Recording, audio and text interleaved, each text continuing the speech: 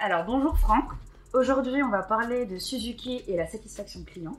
Est-ce que tu pourrais de ce fait nous parler de Suzuki et en même temps te présenter? Bonjour Inès, donc en effet Suzuki, je représente Suzuki. Suzuki c'est 50 000 collaborateurs dans le monde. Suzuki France c'est donc une entreprise qui est filiale du Japon avec 150 collaborateurs. Et nous avons 3 activités, les autos, les motos et les moteurs hors-bord. Au niveau auto, l'objectif 2023 c'est environ 25 000 voitures. À la moto, c'est 7500 motos et environ 4500 moteurs hors-bord. Me concernant, donc, je travaille au sein du service après-vente où il y a 26 collaborateurs. Je suis chez Suzuki depuis 24 ans maintenant. J'ai donc la chance de manager une équipe de 10 personnes qui s'occupent du back-office du service après-vente pour les activités auto et moto. Mais alors, pourquoi avoir décidé de mettre en place une solution d'écoute pour tes clients?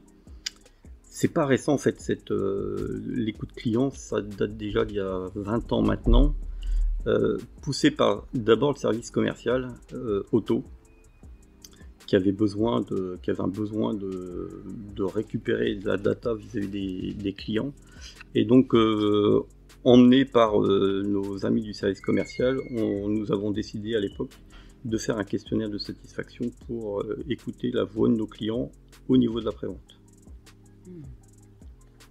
Donc c'est pourquoi tu as fait appel à l'Institut MDTC pour ce projet. Nous avons fait ensuite appel à MDTC, mais initialement on faisait appel à une autre société, mais qui ne proposait pas un service aussi séduisant que le bar web. Le bar web a été vraiment le point qui nous a séduit tous en interne pour travailler avec MDTC. Ok, d'accord.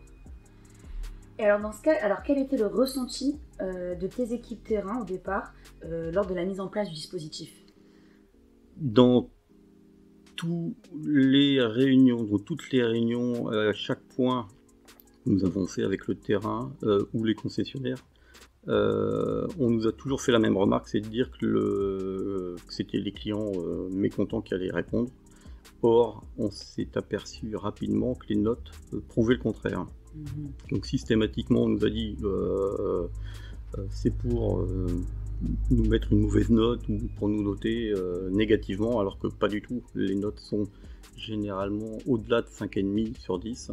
Et donc c'est une très bonne note et c'est de bon augure pour les années qui arrivent. Mais comment au quotidien les responsables régions et réparateurs utilisent cette solution? Chaque jour, nous avons des chefs de région qui tournent dans nos concessions et ils ont à cœur de vérifier ce qui se passe au niveau du bar web. Et donc tous les jours, ils ouvrent cet outil avec les concessionnaires. Ça permet d'ouvrir la discussion et de permettre de voir rapidement, et là aussi c'est un point fort avec MDTC, c'est qu'on peut voir en temps réel ce qui se passe. Avant, nous avions une version papier qui était avec un recul et un temps qui était de plusieurs mois, qui était pas gérable, alors que là aujourd'hui, avec le bar web, du jour au lendemain, on peut savoir ce qui se passe. Et enfin, plus ou moins avant-dernière question, est-ce que vous avez remarqué une évolution de la satisfaction client depuis l'installation de la solution? Alors, depuis le début, on a la chance d'avoir de très bonnes notes, au-delà de 9, 9,5. Donc c'est une grosse satisfaction pour nous, mais le point d'évolution a été vraiment d'éliminer tous les points rouges. L'idée c'est d'enlever les insatisfaits et d'avoir aucun insatisfait et avoir que du vert. Je comprends, c'est l'objectif.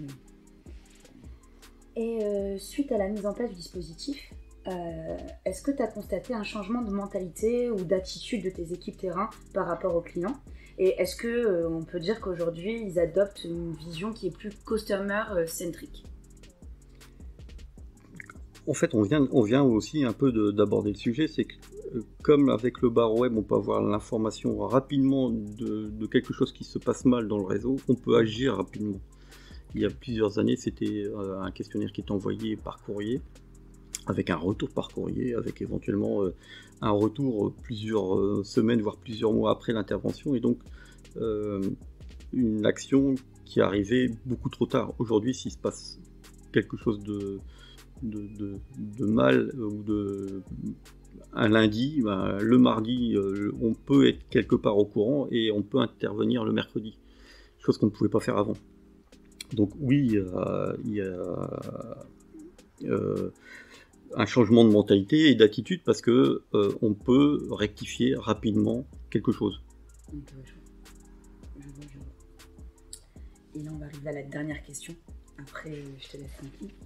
C'est aujourd'hui, au sein de Suzuki, vous avez différents types de baromètres de satisfaction. Est-ce que tu peux m'en parler un peu plus de ces types de baromètres et pourquoi est-ce que vous avez choisi en fait ces barreaux? Nous avons plusieurs barreaux web et celui qui nous tient à cœur, c'est justement les clients qui ne sont pas venus dans notre réseau depuis plus d'1 an. L'entretien des voitures et des motos se font tous les ans.